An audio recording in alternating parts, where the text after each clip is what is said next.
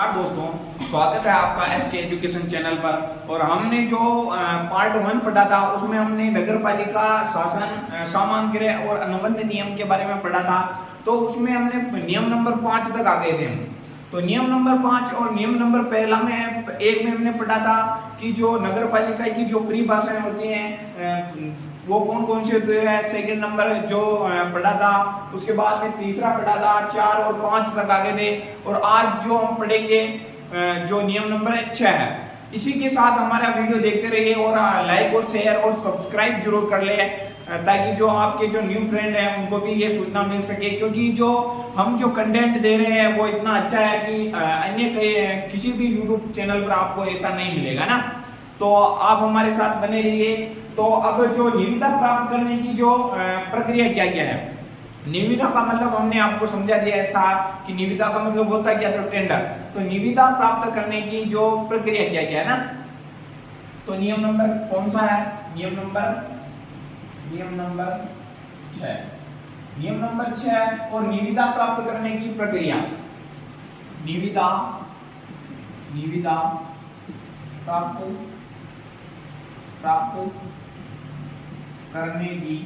करने की प्रक्रिया।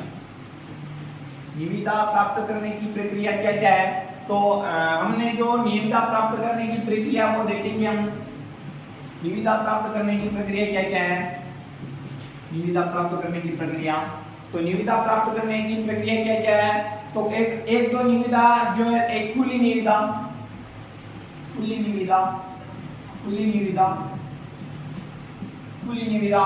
और एक आती है सीमित निविदा।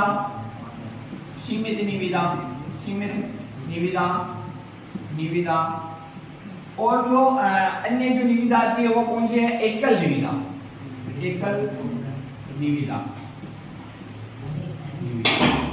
तो एकल निविदा। तो खुली निविदा होती क्या है? जैसे कोई हम टेंडर निकाल रहे हैं, कोई टेंडर हमने निकाला तो उसमें क्या होगा? तो प्रचार प्रसार करेंगे, उसका विज्ञापन द्वारा प्रचार प्रसार करेंगे, उसे हम क्या कहेंगे? खुली निविदा। और इसमें राशि कितनी होनी चाहिए? 5,000 तक के ना, 5,000 से प्लस होनी चाहिए। और जो सीमित निविदा में क्या होता है? इसमें जो राशि होती है वो कितनी होती है? तो 10,000 रुपए की। इसमें जो टेंडर निकाला जाता है उससे 10,000 रुपए से कम राशि होनी चाहिए, 10,000 रुपए से ज्यादा की राशि नहीं होनी चाहिए आय व्यय में ना। तो एक तो सीमित निविदा हो गई। इसमें क्या विश्वसनीय फर्मों को आमंत्रित किया जाता है। जैसे हमारे कोई जैसे कोरोना काल में क्या हुआ था? जैसे कोरोना काल आया था तो उसमें हमने कोई वैक्सीन खरीदी थी, भारत राजस्थान सरकार ने वैक्सीन खरीदी थी। तो उसमें क्या होता है कि जो अन्य कोई ऐसी कोई फर्म नहीं है जिसने वैक्सीन बनाई है, केवल एक ही कंपनी ने बनाई थी। तो उसमें क्या होता है कि हम सीधे जाकर उनसे संपर्क करेंगे कि आप हमें ये वैक्सीन दो और इतने में ऐसा टेंडर हो जाता है। एकल निविदा में क्या होता है? केवल एकल निविदा में केवल सीधे कुछ फर्मों को आमंत्रित किया जाता है, जिसे जानकार फर्मों का ना। तो इसके तहत हम आगे बढ़ेंगे। जो खुली निविदा क्या होती है? विज्ञापन द्वारा प्रचार प्रसार और राशि कितनी होनी चाहिए? इनमें राशि तो 5,000 रुपए से अधिक, 5,000 रुपए से अधिक, 5,000 रुपए से अधिक की राशि होनी चाहिए। और सीमित निविदा क्या होती है? सीमित निविदा जिसमें कुछ विश्वसनीय फर्मों को आमंत्रित किया जाता है। तो सीमित निविदा में क्या होता है? कुछ विश्वसनीय फर्मों को आमंत्रित किया जाता है। कुछ विश्वसनीय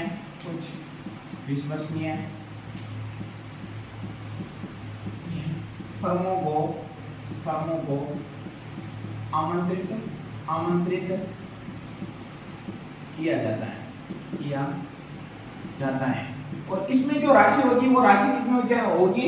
10,000 रुपए से राशि अधिक नहीं होनी चाहिए ना। तो 10,000 रुपए से अधिक की राशि नहीं होनी चाहिए।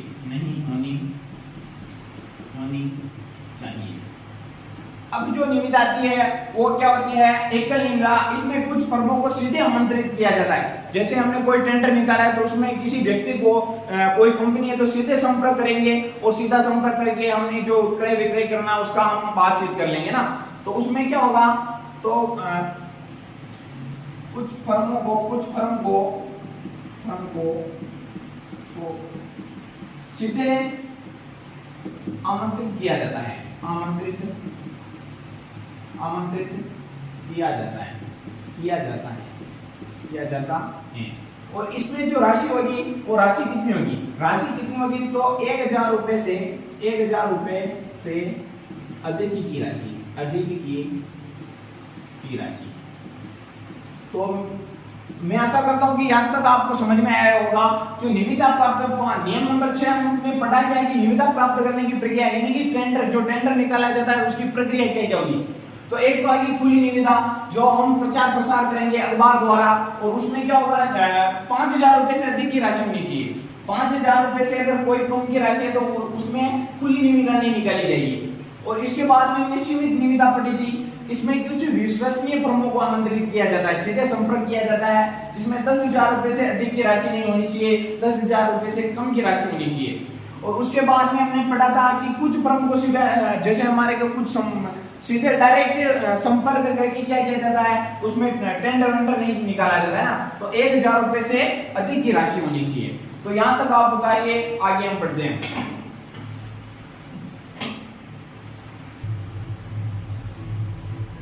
तो यहां तक आपने उतार लिया होगा, और अगर आप उतार नहीं सकते तो स्क्रीनशॉट भी ले सकते हो ना। तो आगे हम बढ़ते हैं, इसी नियम नंबर 6 की ओर बढ़ते हैं।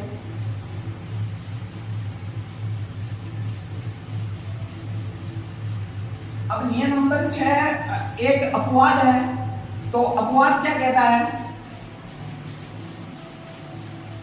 तो अपवाद में क्या होता है, कुछ कारणों से निविदा क्या की जाएगी, निविदा आमंत्रित नहीं की जाएगी कुछ फर्मों पर, है ना। तो कुछ क्या होगा, कुछ निम्नलिखित का मामलों पर निविदा आमंत्रित नहीं की जाएगी ना। तो निम्नलिखित मामलों पर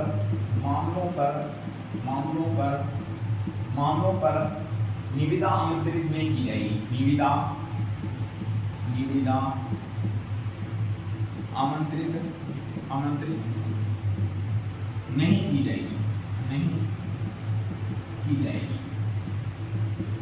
तो इसके कहने का मतलब क्या है, तो हम कुछ कारण बताएंगे आपको कि कुछ मामलों पर क्या होगा, यहाँ पर निविदा क्या की जाएगी, आमंत्रित नहीं की जाएगी। तो क्या होगा, पहला कारण बता देता हूँ, समान स्वत्वधारी प्रकृति का हो। जैसे कोई निजी स्वामित्व का हो और उसमें कोई प्रतियोगिता नहीं है, तो हम क्या करेंगे, उसमें सीधा संपर्क करके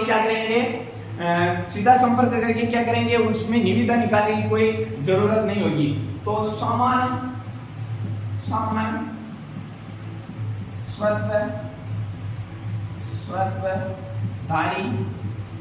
स्वत्वधारी प्रकृति का हो और उसमें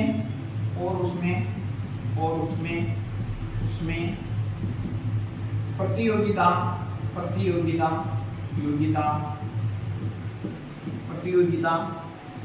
नहीं समझी जाएगी। इसका मतलब समझ गए होंगे आपकी, जो निजी स्वामित्व का हो, कोई सामान है तो निजी स्वामित्व का हो और उसमें कोई प्रतियोगिता नहीं है, तो उसमें क्या होगा, कंपटीशन नहीं है, तो उसमें कोई निविदा नहीं निकाली जाएगी, सीधा संपर्क कर लिया जाएगा। और इसमें क्या होगा, और सामान विश्वसनीय फर्मों का हो, और सामान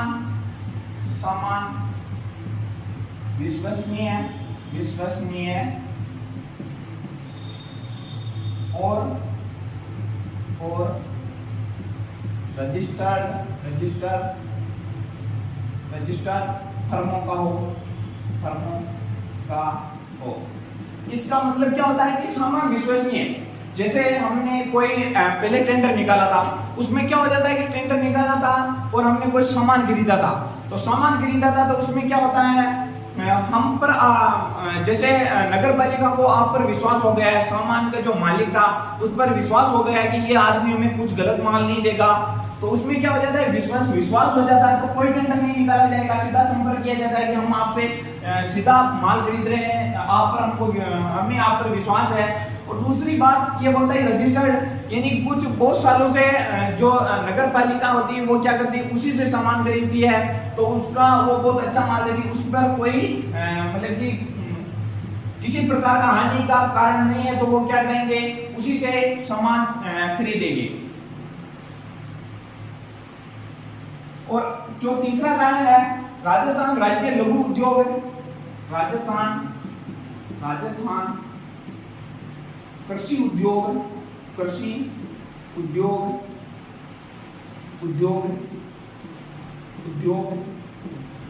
व राज्य लघु उद्योग निगम से खरीदा जाए, लघु उद्योग निगम से खरीदा जाए। तो ये कारण कौन कौन से हैं? पहला, सामान तो स्वतंत्र प्रकृति का हो, विश्वसनीय और रजिस्टर्ड फर्मों का हो, और सामान कृषि, राज्य सरकार जो पहले क्या करेगी, सरकार अपना स्वयं का माल खरीदेगी, जैसे कि राजस्थान कृषि उद्योग निगम से लिया जाए या राजस्थान लघु उद्योग निगम से खरीदा जाए। ये कारण लिखिए, इसके बाद कुछ कारण और बच रहे तो उन पर चर्चा करेंगे ना।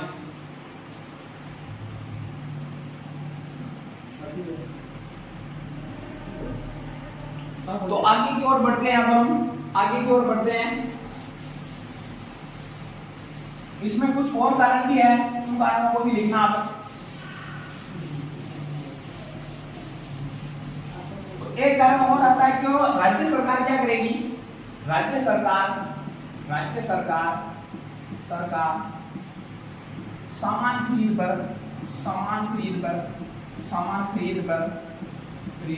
पर कुछ छूट दी जाए,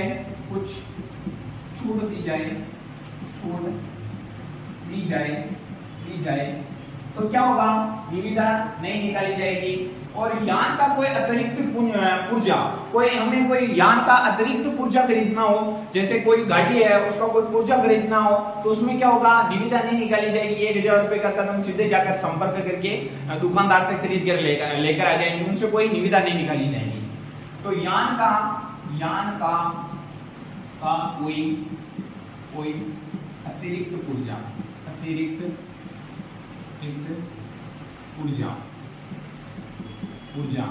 पुर्जा जो 1000 रुपए की राशि तक का हो, 1000 रुपए तक की राशि का हो। और एक बात और आती है, जो विनिर्मित डीलर से कुछ खरीद कर लेकर आए, जैसे कोई नगर पालिका में अग्निशमन की कोई गाड़ी है, तो उसमें क्या होता है कि अग्निशमन की गाड़ी होती है, तो अग्निशमन की गाड़ी को हम कुछ दुकानदार से उनसे खरीद कर लेकर आए, उसमें क्या होगा, हम उन्हीं से ठीक करवा लेंगे, किसी अन्य से ठीक नहीं करवाएंगे, तो उसमें क्या होगा, उसमें कोई निविदा नहीं निकाली जाएगी। तो विनिर्मित डीलर से यान को ठीक करवाया जाए। जैसे क्या होता है, अग्निशमन की गाड़ी, और अग्निशमन की गाड़ी में 25,000 तक का कोई खर्चा आ रहा है, तो उनमें क्या किया जाएगा, निविदा नहीं निकाली जाएगी ना। तो यहां तक एक ठीक है। और उसके बाद में राज्य सरकार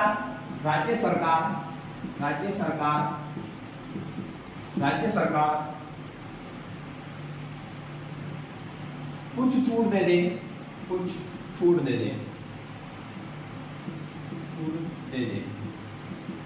दे या होलसेल पर कुछ खरीदारी, तो उसमें कोई भी निविदा नहीं निकाली जाएगी। जहां तक आप बता रही, उसके बाद नियम नंबर 7 की ओर पढ़ते हैं ना।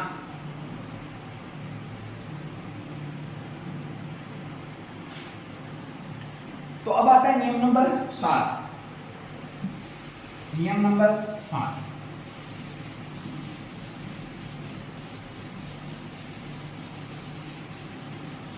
नियम नंबर 7 क्या होता है? नियम नंबर 7, नियम नंबर 7। और नियम नंबर 7 क्या है? ब्लैक सूची। ब्लैक सूची का मतलब आप समझते होंगे कि ब्लैक लिस्ट।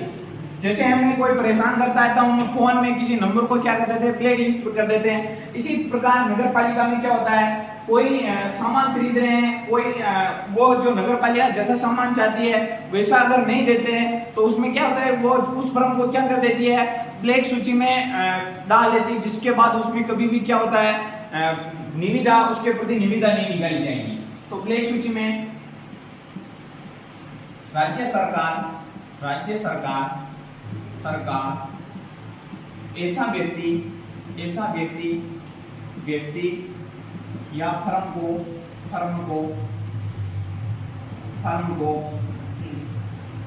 ब्लैक सूची में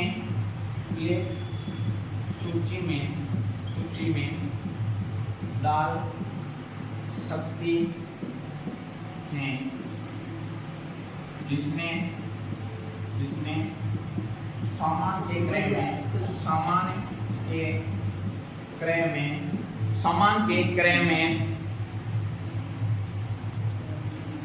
क्रय में भ्रष्ट आचरण व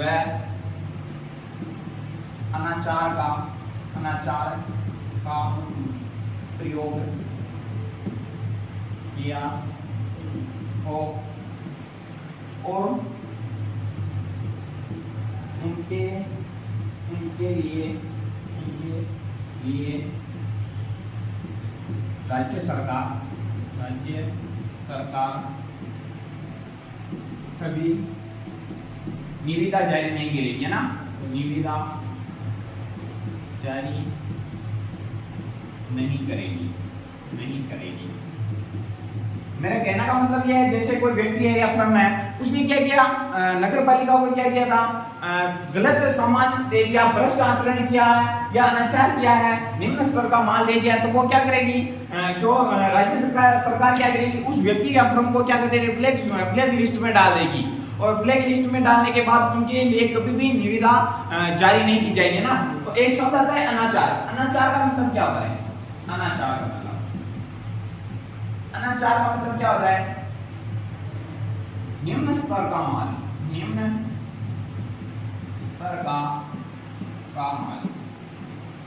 जो निम्न स्तर का माल होता है उसे क्या कहेंगे?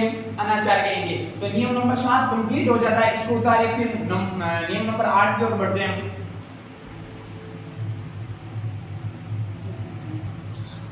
तो अब नियम नंबर 8 की ओर बढ़ते हैं हम। नियम नंबर 8 क्या कहता है? नियम नंबर 8 क्या कहता है? नियम नंबर 8 क्या कहता है कि जैसे हमने कोई सामान खरीद लिया, तो उसमें सामान खरीद रहे हैं हम, तो उसमें नमूने लेना, जैसे कोई सामान का कोई नमूना लेंगे तो नमूना किस प्रकार से लेंगे ना, और कौन लेगा? तो नियम नंबर 8 बोलता है ये कि नमूना किस प्रकार से लिया जाएगा। तो नियम नंबर 8 कहता है कि नमूने लेने की प्रक्रिया,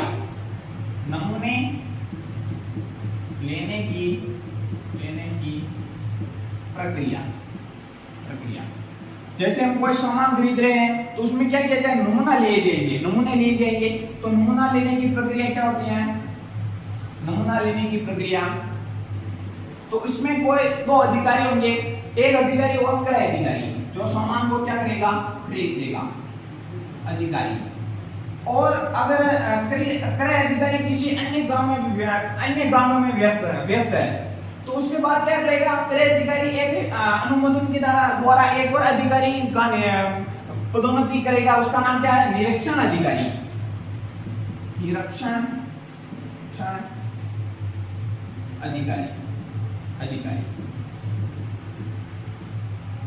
तो क्या होगा?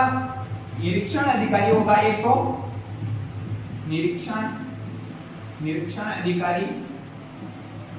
अधिकारी और कौन होता है? क्रय अधिकारी। तो उसमें क्या होगा? अब क्रय अधिकारी होगा। जैसे क्रय अधिकारी का मतलब हम समझ रहे हैं कि कोई सामान खरीदना हो उनको, तो क्रय अधिकारी क्या होगा? कि जो वो सामान खरीदेगा वो उत्तरदायी होगा। जैसे कोई सामान खरीद रहा है तो ये क्रय अधिकारी अपने उच्च अधिकारियों को बताएगा, तो ये व्यक्तिगत रूप से उत्तरदायी होगा ना। तो ये क्या होगा, उत्तरदायी होगा। सामान खरीद रहे तो उत्तरदायी होगा ये, और उत्तरदायी होगा। और क्या होगा, व्यक्तिगत रूप से उत्तरदायी होगा। व्यक्तिगत रूप से क्या होगा, उत्तरदायी होगा। अगर उत्तरदायी होगा, व्यक्तिगत रूप से उत्तरदायी होगा। अगर एक चीज और आती है कि जैसे हम कोई सामान खरीद रहे हैं तो उसमें सामान का जो नमूना लेंगे वो क्रय अधिकारी कितने परसेंट लेगा। यानी कि हमारे पास कोई सामान है उसको हम 100% बांधते हैं, उसके बाद जो क्रय अधिकारी कोई नमूना लेगा वो कितना परसेंट लेगा, तो 10% लेगा ना। तो नमूने लेगा, कितने प्रतिशत नमूने लेगा, तो नमूने कितने प्रतिशत लेगा, नमूने 10% लेगा। तो यहां तक बात समझ में आ गई होगी कि जो क्रय अधिकारी है वो उत्तरदायी होगा और व्यक्तिगत रूप से वो उत्तरदायी होगा, और नमूने लेगा तो कितने परसेंट लेगा, वो 10% लेगा। अब अगर उसको लगा कि सामान अच्छा है तो वो क्या करेगा, इस प्रक्रिया को, इस निविदा को क्या करेगा, स्वीकार कर सकता है। स्वीकार कर सकता है। अगर उससे लगा कि ये सामान अच्छा नहीं है, हमारे कोई काम का नहीं है, तो वो क्या करेगा, अस्वीकार कर सकता है। या क्या करेगा, तत्काल क्या करेगा, अपने उच्च अधिकारी को बताएगा ना, अपने उच्च अधिकारी को बताएगा।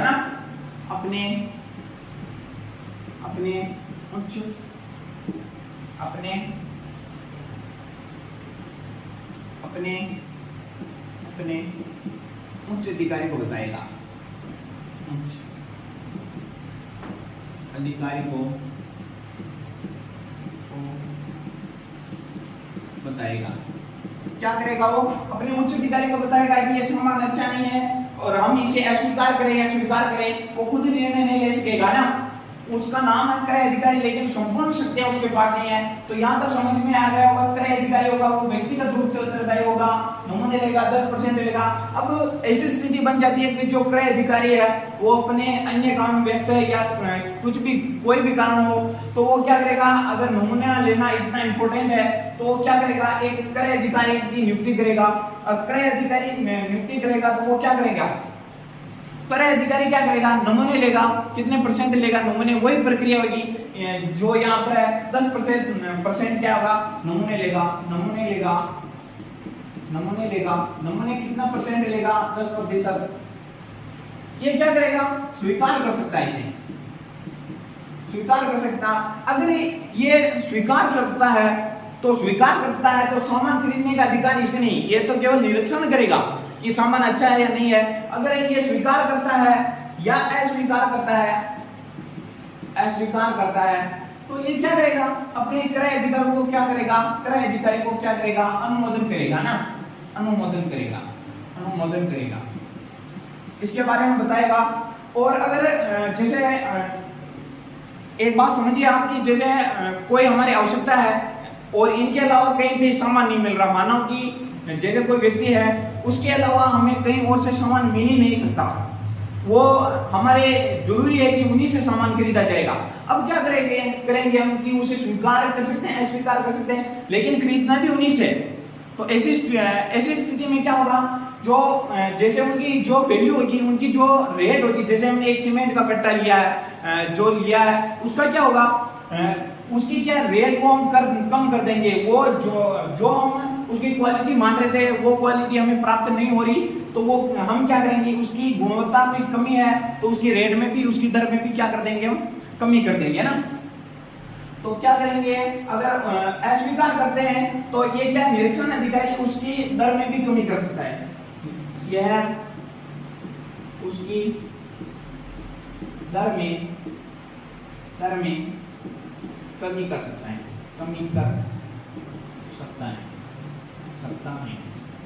तो यहां तक समझ में आ गया होगा कि नमूने लेने की प्रक्रिया क्रय अधिकारी होगा, क्रय अधिकारी नहीं होगा तो ये क्या करेगा, निरीक्षण अधिकारी को नियुक्त करेगा। यहां तक नियम नंबर 8 बता रही आप।